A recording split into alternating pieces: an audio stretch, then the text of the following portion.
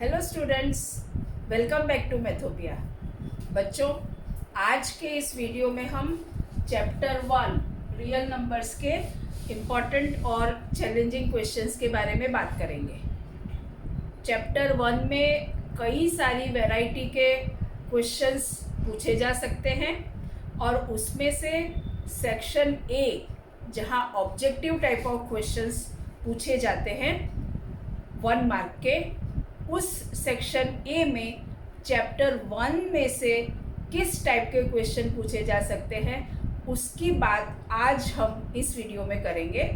आइए शुरू करते हैं ट्रू और फॉल्स टाइप के क्वेश्चन से।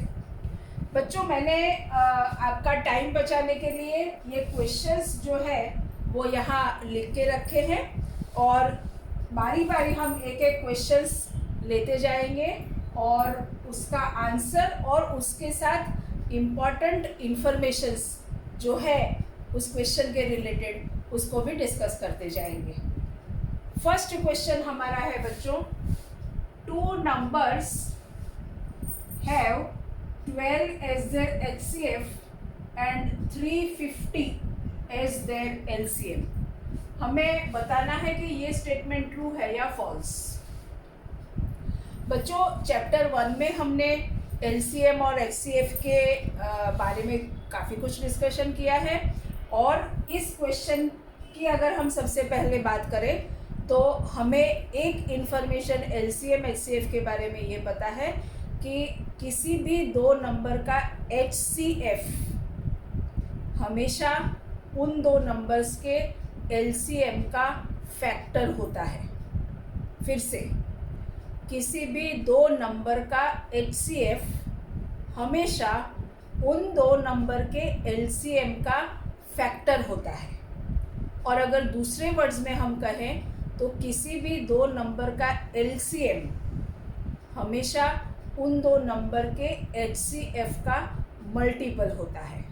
तो अगर two numbers have 12 as their HCF and 350 as their LCM, ये स्टेटमेंट सही है कि गलत, ये डिसाइड करने के लिए हमें देखना होगा कि 12 जो है वो 350 का फैक्टर है कि नहीं, या 350 जो है वो 12 का मल्टीपल है कि नहीं। और अगर आप चेक करें तो पता चलेगा एक्चुअली 12 30 या 360, इसका नया नियरेस्ट नंबर है 360 12 के मल्टीपल्स में। सो 360 अगर यहाँ होता तब तो बात सही होती, but 350 is not a multiple of 12, यानी कि कोई भी दो नंबर का जिसका HCF 12 है वो उसके LCM का फैक्टर नहीं है और इसलिए ये जो स्टेटमेंट है वो फॉल्स है या तो गलत है। बच्चों, LCM HCF के बारे में हमारे पास ये दो इन्फॉर्मेशन तो है ही कि HCF is always a factor of LCM और LCM is always a multiple of HCF। एक और इन्फॉर्मेशन हमारे पास ये है कि किसी भी दो नंबर का मल्टीप्लिकेशन उस दो नंबर के HCF और LCM के मल्टीप्लिकेशन के बराबर होता है। इसका मतलब ये हुआ कि multiplication of LCM and HCF of two numbers is equal to multiplication of those two given numbers। ये इस इंफॉर्मेशन को इस्तेमाल करके भी कुछ क्वेश्चंस हम सॉल्व करने वाले हैं, लेकिन अभी इस क्वेश्चन में हम ये नोट कर लेते हैं कि ये स्टेटमेंट जो है वो फॉल्स है। ठीक है, सेकेंड क्वेश्चन हमारा या तो सेकेंड स्टेटमेंट हमारा ये है कि the product of two irrational numbers is an irrational number. बच्चों, मुझे आपको एक बात ये समझानी है कि ट्रू और फॉल्स टाइप के स्टेटमेंट में अगर आप सिर्फ एक एग्जाम्पल दे देते हो कि इस एग्जाम्पल में ये स्टेटमेंट फॉल्स है तो उस स्टेटमेंट को आप फॉल्स स्टेटमेंट ऐसा कह सकते हो। लेकिन अगर एक एग्जाम्पल आपको मिल जाता है जहाँ वो सही हो जाता है, तो उस सिर्फ एक एग्जाम्पल के तौर पे उस स्टेटमेंट को सही नहीं कहा जाता है. For the statement to be a true statement, it has to be true in all the possibilities, but if it is false even only in one case, then it becomes a false statement. अब यहाँ आप देखिए, the product of two irrational numbers is an irrational number. जैसे simple मैं दो irrational number ले लेती हूँ, √2 and √2. These are two irrational numbers, right? अगर मैं इसका प्रोडक्ट लेती हूँ तो I am getting 2, which is not an irrational number, right? And therefore ये जो स्टेटमेंट है कि दो irrational नंबर का प्रोडक्ट irrational नंबर होता है, वो भी गलत है. ठीक है. Third statement, HCF of two numbers is always a factor of their LCM. अभी हमने फर्स्ट स्टेटमेंट में इसको अच्छी तरह से डिस्कस किया है, और इसलिए अब हम आराम से कह सकते हैं कि this statement is true. Fourth statement हमारा जो है, pi is an irrational number. तो बच्चों, एक्चुअली आपने ज्योमेट्री में एरिया, वॉल्यूम वगैरह फाइंड करते वक्त इस पाई की वैल्यू के बारे में आप फेमिलियर है, और इसकी अप्रोक्सीमेट वैल्यू हम कभी 222/7 या तो 3.14 जो भी हमें कहा गया हो वो ले लेते हैं. लेकिन एक्चुअली अगर आप 22/7 इस तरह से एक्चुअल डिवीज़न अगर आप परफॉर्म करेंगे, तो आप ऑब्जर्व करेंगे कि this is a never ending division. और यहाँ आपको डेसिमल के बाद जो डिजिट्स मिलते जाएंगे वो कोई पैटर्न भी नहीं बना रहे हैं. नॉन टर्मिनेटिंग तो है ही, लेकिन they are not making even a pattern, और इसलिए ये पाई जो है वो इरेशनल नंबर है. सो दिस स्टेटमेंट इज ट्रू.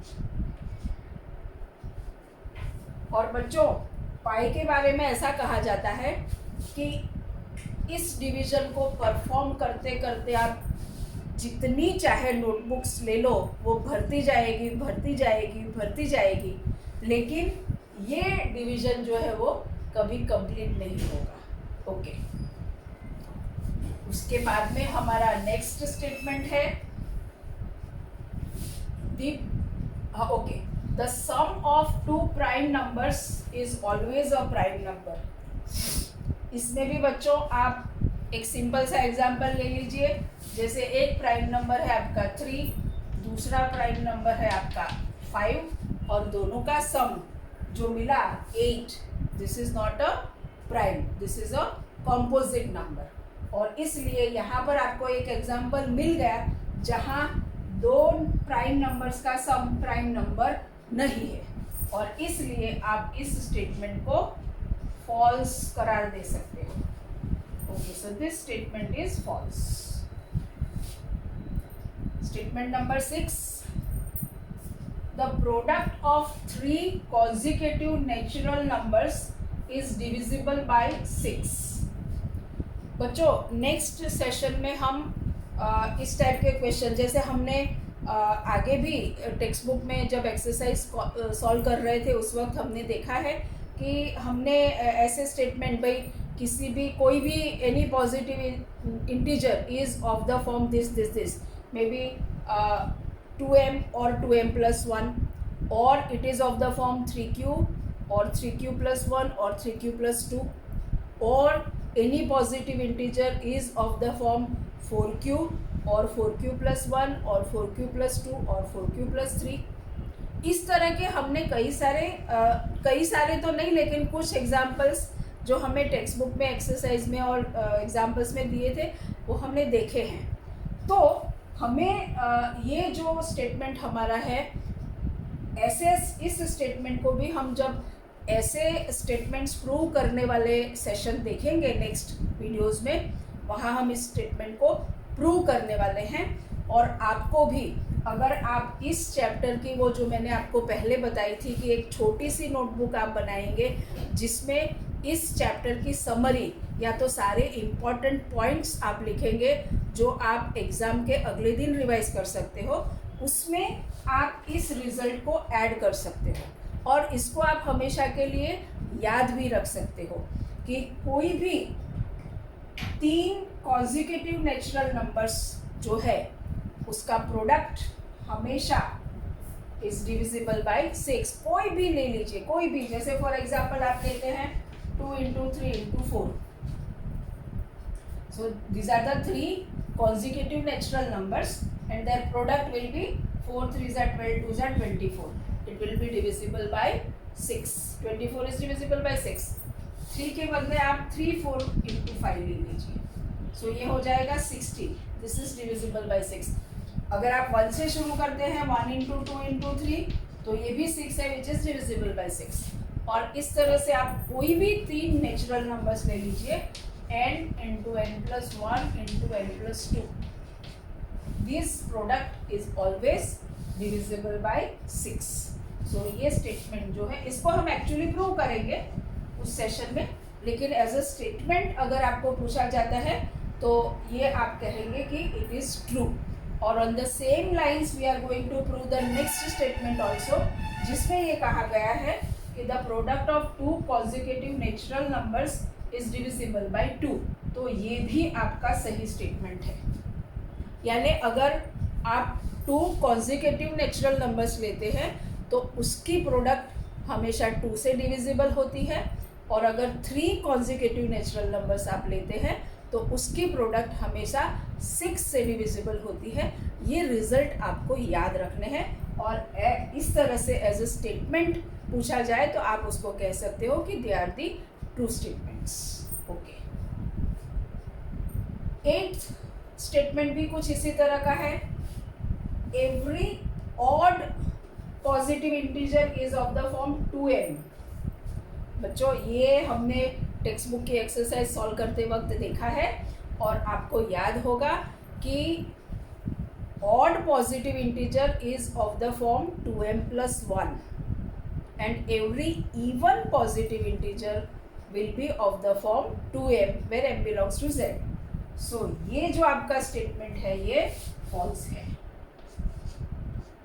अगर यहाँ इवन कहा होता every even positive integer is of the form 2m m belongs, तो ये सही हो जाता, या फिर every odd positive integer is of the form 2m plus 1 where m belongs to z, तो भी ये स्टेटमेंट सही हो जाता।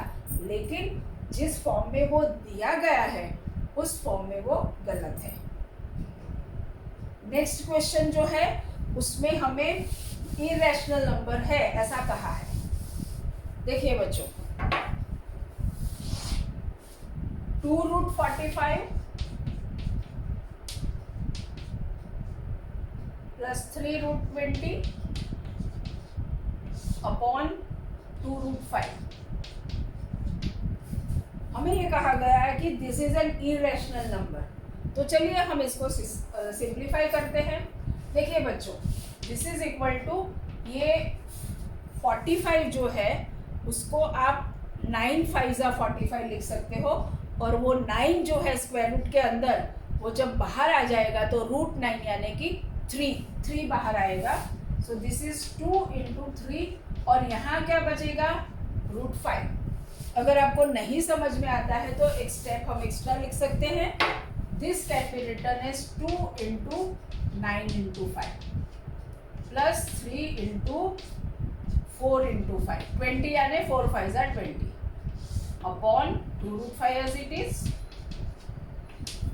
दिस इज इक्वल टू, अब देखिए बच्चों ये रूट जो स्क्वायर रूट के अंदर 9 into 5 है तो स्क्वायर रूट दोनों को मिल रहा है, तो दिस इज √9 into √5 और √9 की वैल्यू हो जाएगी 3 जो 2 से मल्टीप्लाई होके 6√5 बन जाएगा, प्लस यहाँ पर भी ये √4 into √5 होगा, जहाँ से √4 जो है वो 2 बने के 3 के साथ मल्टीप्लाई होके 6 और यहाँ √5 बचा तो 6√5 हो जाएगा और अपॉन इट इज 2√5।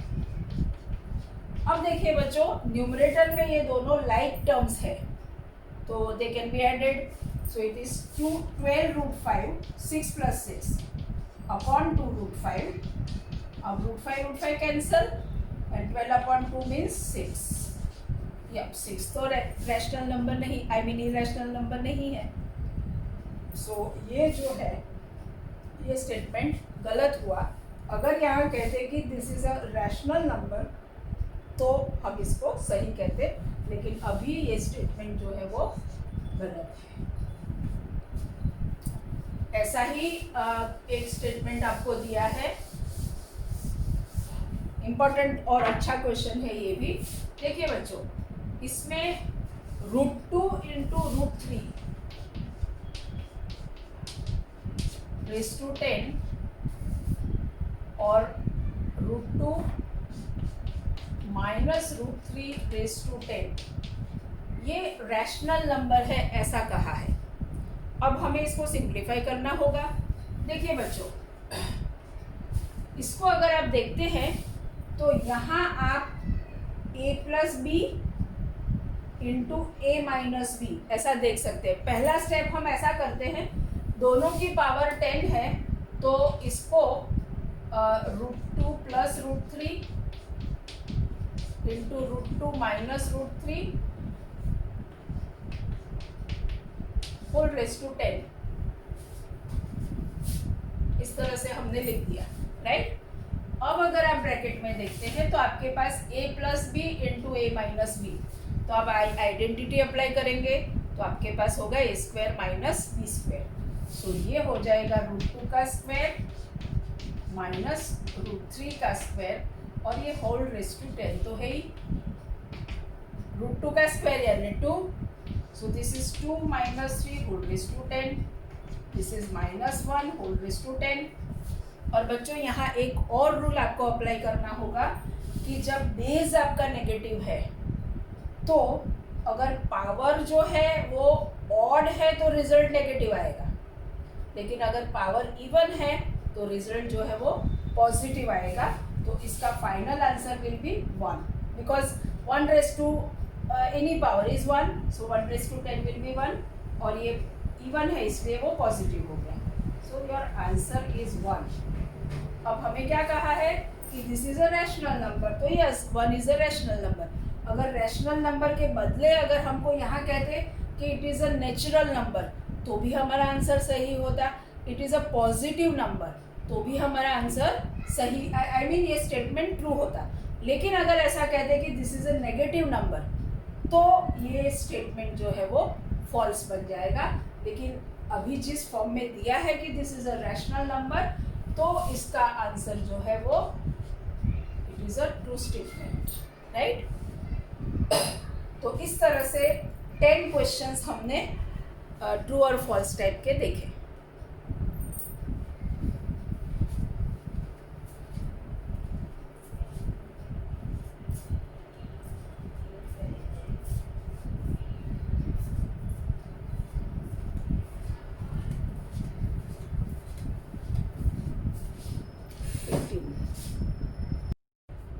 बच्चों, अब हम कुछ ऐसे क्वेश्चंस डिस्कस करते हैं जिसको 1 वर्ड या 1 सेंटेंस में आंसर किया जा सकता है. हमारा फर्स्ट क्वेश्चन है, if a and b are 2 prime numbers, HCF AB is dash. और उसी से मिलता जुलता क्वेश्चन है, if a and b are 2 prime numbers, LCM of those numbers is dash.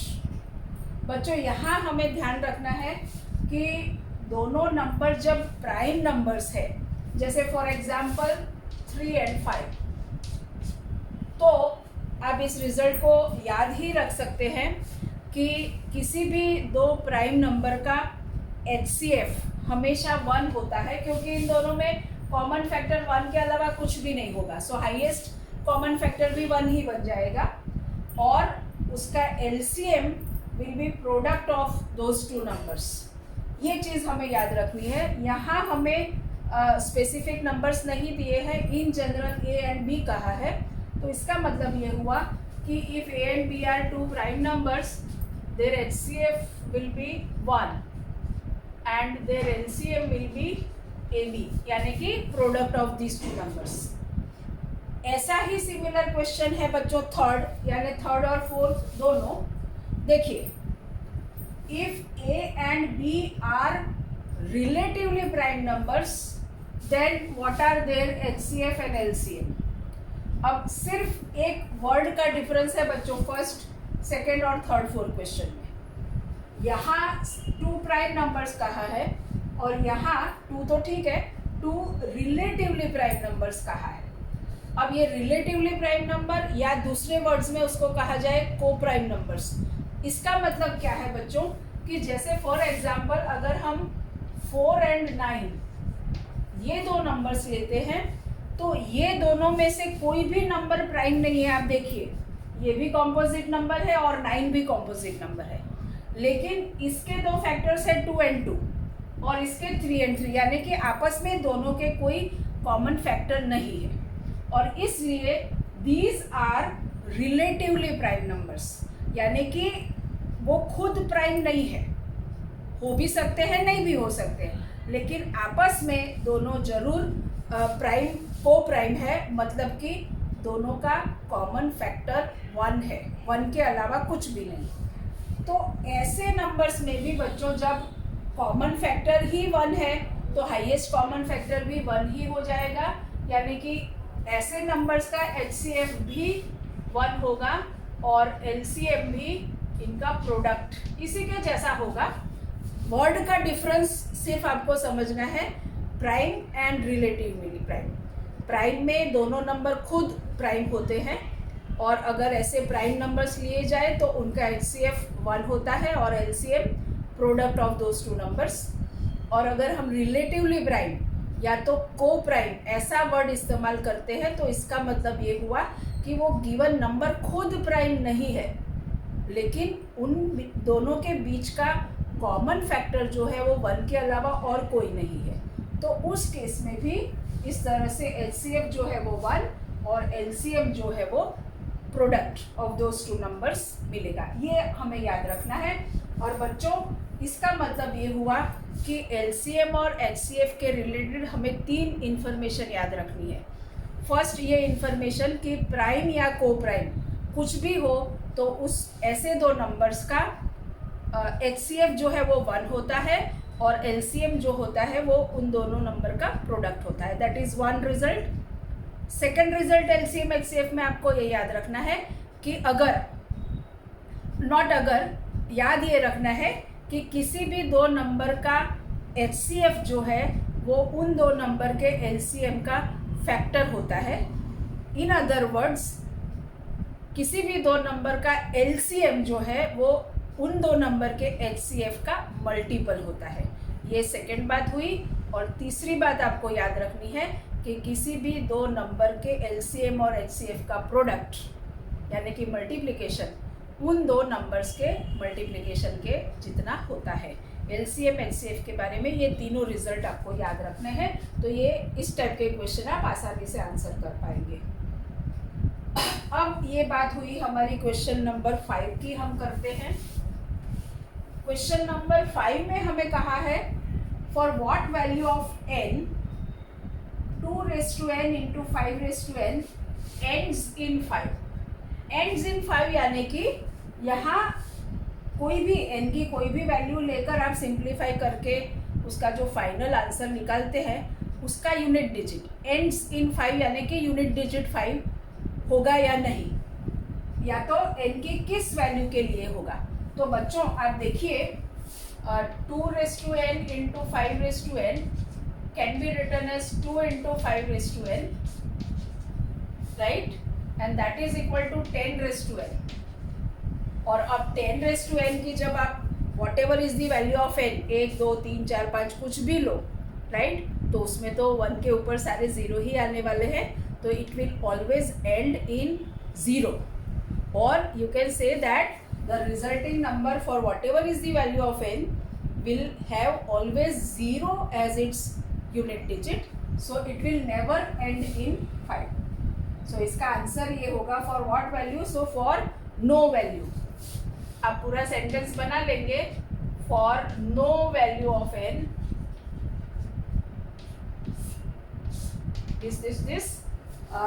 this will end in 5. Okay, ऐसा ही similar कुछ question number 6 है. देखिए 6 में हमारे पास एक नंबर है n, जिसका प्राइम फैक्टराइजेशन अगर ये दिया हो, जिस 2 cube into 3 square into 5 square into 7, then write the number of consecutive zeros in n. Okay, तो बच्चों देखिए हमारा गिवन नंबर क्या है, n is equal to 2 cube into 3 square into 5 square into 7, right. इसको अगर हम लिखें 5 स्क्वायर को आगे लिखते हैं और 2 क्यूब में से 2 स्क्वायर लेते हैं और 2 लिखते हैं. I mean we are expressing 2 cube as 2 square into 2, so that is 2 cube. और फिर ये 3 स्क्वायर और ये 5 स्क्वायर तो लिख चुके, तो 7. अब इन दोनों को इकट्ठा लिखते हैं, इन दोनों को इकट्ठा लिखेंगे, सो ये हो जाएगा 5 इंटू 2 रेस टू 2 इंटू ये 2 इंटू 3 स्क्वायर इंटू 7, जो भी हो. So that is 10 square into some number, और 10 स्क्वायर यानी 2 जीरोस, राइट. सो आपका आंसर, यहाँ तो कोई जीरो आने वाला नहीं है, राइट. सो ये जो भी मल्टीप्लिकेशन आएगा उसको आप 100 से मल्टीप्लाई करेंगे. सो आपको लास्ट में यानी कि यूनिट एंड टेंस ये दोनों डिजिट जो है वो 0 मिल जाएंगे. सो आपका आंसर क्या बचेगा, right the number of consecutive zero. So answer will be 2. This will have 2 zeros. Okay, 7 number का क्वेश्चन भी इंटरेस्टिंग क्वेश्चन है. देखिए बच्चों,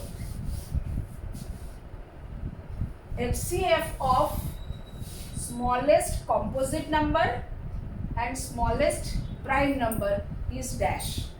सो ये आपका जो बेसिक कंसेप्ट है उसको चेक कर रहा है ये क्वेश्चन. देखिए अगर आप 1 से शुरू करते हैं तो 1 is neither prime nor composite.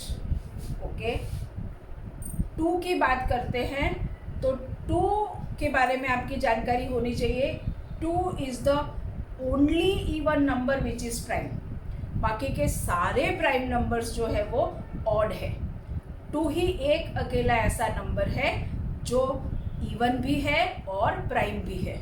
सो 2 जो है वो स्मॉलेस्ट प्राइम नंबर भी है, यानी ये जो वैल्यू हुई वो आपकी 2 है. 2 के बाद अगर 3 की बात करते हैं तो 3 is a prime number. So smallest composite number अगर आपको चाहिए तो दैट विल बी 4. यानी कि आपको 7 क्वेश्चन में क्या पूछा है, HCF of 4 and 2. Smallest composite number is 4 and smallest prime number is 2, right. और अब आप आसानी से कह पाएंगे कि इसका HCF जो है वो तो 2 होगा, right. So answer for question number 7 is 2. Okay. 8. What is the total number of factors of a prime number?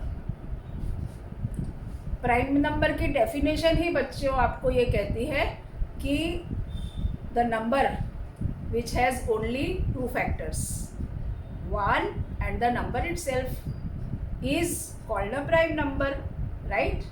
सो इसका मतलब ये हुआ कि total number of factors of a prime number always will be 2. एक तो 1 और the number itself. Okay, 9th, what is the sum of exponents of prime factors in prime factorization of 98. छोटा सा नंबर दिया है, हम आसानी से उसको फैक्टराइज कर पाएंगे. 98 के अगर फैक्टर्स हम निकालते हैं तो देखिए बच्चों,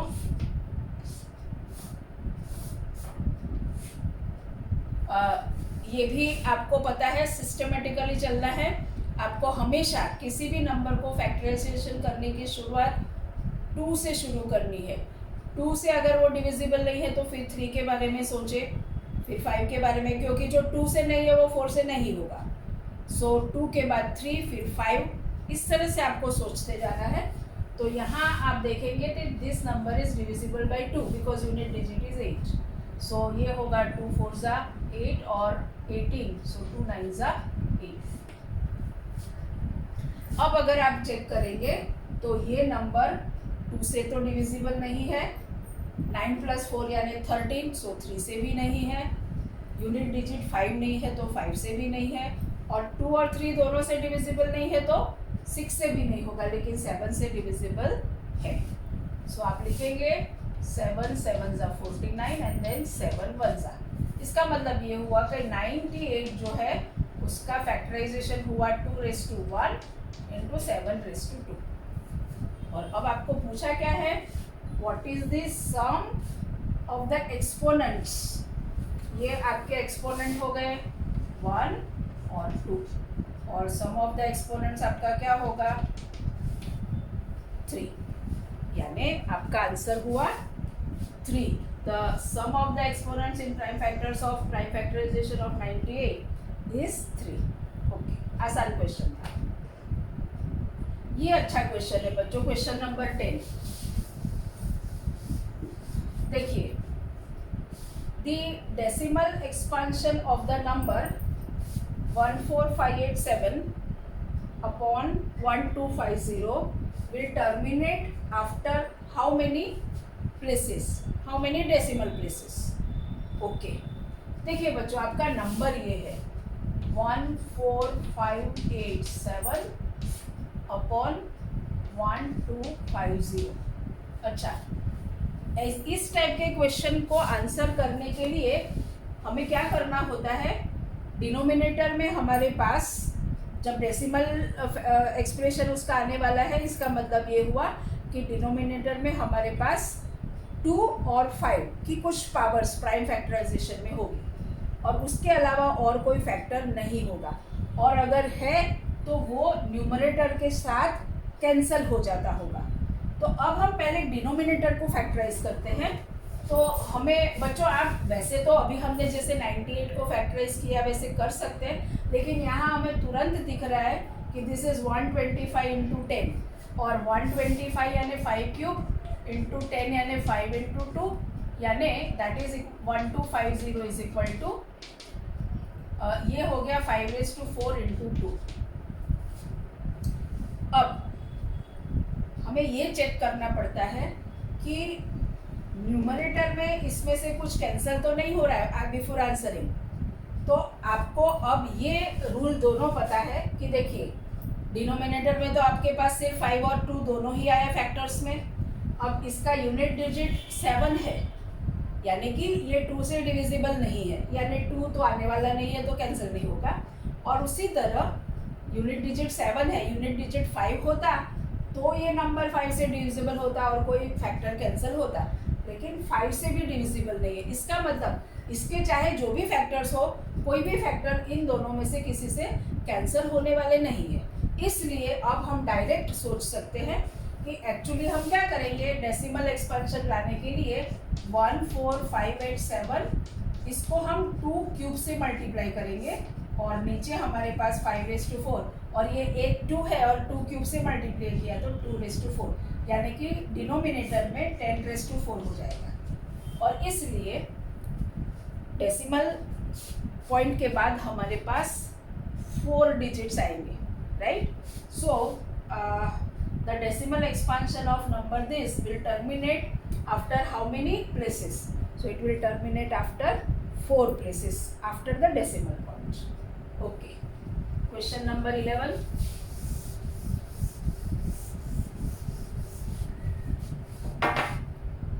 A and B, देखिए बच्चों, कई बार A जो है वो हमारे रेगुलर लैंग्वेज में भी यूज़ होता है, और इसीलिए जिसको नंबर हम कहना चाहते हैं इसको इस तरह से कॉमा में लिखा है, इन्वर्टेड कॉमा। देखिए, so A and B are positive integers where A is greater than B, and B is a factor of A. B is a factor of A. Then find HCF of AB. तो factor of A, okay, वो मैंने verbally बताया अभी इसके discussion के वक्त। तो when B is a factor of A, तो HCF क्या हो जाएगा, इन ये आप नोट इस तरह से याद ही रख सकते हैं, for a comma b, if b is a factor of a, then HCF AB will be equal to B and LCM AB will be equal to A. ये एज अ रिजल्ट आप याद रख सकते हो, और इसलिए यहाँ HCF will be B. और लास्ट क्वेश्चन अब हम देखते हैं, that is question number 12. If A and B are co-prime, then A square and B square are also co-prime or not co-prime. इस क्वेश्चन को आपको आंसर करना है. बच्चों, co-prime का मीनिंग मैंने आपको पहले ही समझाया, रिलेटिवली प्राइम समझाया, तो फिर से एक बार बताती हूँ. co-prime नंबर्स, किसी भी दो नंबर को co-prime या तो रिलेटिवली प्राइम तब कहते हैं जब उन दो नंबर्स में उनका कॉमन फैक्टर 1 के अलावा कुछ भी ना हो. ऐसे नंबर को कोप्राइम या रिलेटिवली प्राइम नंबर्स कहते हैं. तो जैसे इसमें से फॉर एग्जांपल अभी हमने एग्जांपल लिया था 4 and 9. अब 4 और 9 उन दोनों के बीच में कोई भी फैक्टर कॉमन नहीं है. तो जब ए स्क्वायर और बी स्क्वायर लेंगे तो suppose this is A and this is B, so A square will be 4 into 4 and B square, और इसको अगर फर्दर फैक्टर्स करते हैं तो 2 into 2 into 2 into 2, और B square की बात करेंगे तो 3 into 3 into 3 into 3. अब आप पावर चाहे कितनी भी बढ़ाते जाओ, यहाँ तो पावर 2 की है, A से A स्क्वायर किया है, लेकिन कितनी भी आप पावर बढ़ाते जाओ तो ये सेम फैक्टर्स जो है वो मल्टीप्लाई होते जाएंगे, लेकिन कॉमन कोई भी फैक्टर आने वाला नहीं है. इसलिए अगर A एंड B कोप्राइम है तो A square and B square भी कोप्राइम होंगे. बच्चों, ये क्वेश्चन मैंने जहाँ से भी लिया है वहाँ आंसर गलत दिया है. वहाँ बताया है कि they will be not coprime, लेकिन वो नॉट कोप्राइम वाला आंसर गलत है. अगर A और B कोप्राइम है तो A square and B square भी कोप्राइम होंगे. सो इसके साथ अब हमारे ये शॉर्ट आंसर टाइप क्वेश्चन जो है वो ख़त्म होते हैं. नेक्स्ट वीडियो में हम थोड़ा सा वर्क कर पाए, 1 या 2 मार्क्स में पूछे जाए, यानी कि सेक्शन बी में भी पूछे जा सकते हैं, ऐसे क्वेश्चन हम डिस्कस करेंगे. जब तक आप इस क्वेश्चन को अपनी नोटबुक में अच्छे से लिखिए और सब क्वेश्चन के पीछे जो भी छोटे छोटे पॉइंट्स मैंने समझाए हैं उसको नोट करके रखिए, ताकि ऐसे क्वेश्चन आप फ्यूचर में आसानी से आंसर कर पाओ. मैं उम्मीद करती हूँ कि ये वीडियोस सारे आपको पसंद आते हैं, तो आप अपने फ्रेंड्स के साथ इसको ज़रूर शेयर कीजिए. मेरी चैनल अगर अभी तक आपने सब्सक्राइब नहीं की है तो सब्सक्राइब कर लीजिए. Thank you very much.